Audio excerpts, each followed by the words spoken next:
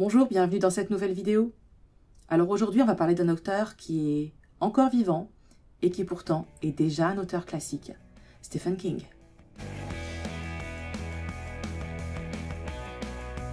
Stephen King, dont le nom se prononce en fait Stephen King, a pour second prénom Edwin. Ah oui, je sais, ça casse le mythe. Il porte plutôt bien son âge, malgré des phases d'addiction, alcool, drogue, un accident en 1999, il a été percuté par un van alors qu'il se baladait près de chez lui dans le Maine, et il a un rétrécissement de la rétine qui pourrait aboutir à une cécité. Ouais, ça va, t'es encore beau. C'est Tabitha, sa femme, qui a sauvé Carrie de la poubelle. Merci d'avoir été récupérer le brouillon. Pour ne pas avoir à ne publier qu'un livre par an, Stephen King trouve une feinte et choisit un pseudo, Richard Bachman. Mais les livres de cet auteur ne connaîtront un grand succès qu'une fois la supercherie levée. Le livre Rage a été retrouvé dans les poches d'un des tueurs de Columbine. Suite à ça, Stephen King a lui-même interdit le livre dès 1995. Mais cela ne change rien, les tueries continuent. Il a remporté de très nombreux prix littéraires, dont 13 fois le prix Bram Stoker, 7 fois le prix British Fantasy, 5 fois le prix Locus, 4 fois le prix World Fantasy, 2 fois le prix Edgar Allan Poe, 1 fois le prix Hugo, l'O. Henry Award et le prestigieux Grand Master Award des Mystery Writers of America pour l'ensemble de sa carrière en 2007. Il a reçu en 2003 le National Book Award pour sa remarquable contribution à la littérature américaine. Il a été décoré de la National Medal of Art dès 2015.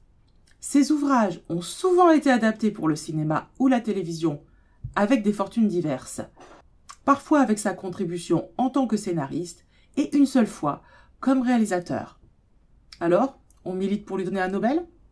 Stephen King vote pour la première fois lors de l'élection présidentielle américaine de 1968 et apporte sa voix au candidat républicain Richard Nixon en croyant sa promesse selon laquelle il sortirait les États-Unis de la guerre du Vietnam.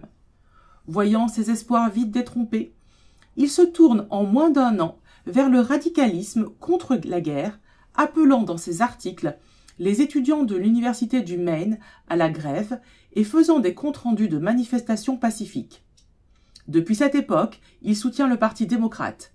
Il apporte notamment son soutien au candidat Gary Hart durant la campagne présidentielle de 1984, puis Barack Obama durant celle de 2008. Pour celle de 2016, il soutient Hillary Clinton, mais il est beaucoup remarqué pour ses nombreux tweets contre le républicain Donald Trump.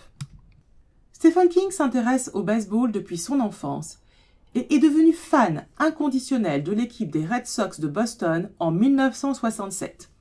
Il assiste fréquemment à leurs matchs, tant à domicile qu'à l'extérieur. Son roman « La petite fille qui aimait Tom Gordon », paru en 1999, présente une jeune protagoniste qui est elle aussi une fanatique des Red Sox. Elle est perdue en forêt et son seul lien avec la civilisation est d'écouter les matchs de l'équipe sur sa radio portable, suivant en particulier les exploits de son joueur favori, Tom Gordon. L'écrivain est également un passionné de la marque de moto Harley-Davidson. À l'automne 1994, il traverse les États-Unis avec sa Harley à l'occasion de la tournée promotionnelle du roman Insomnie, s'arrêtant dans 10 villes, du Vermont à la Californie, pour des séances de dédicaces dans des librairies indépendantes.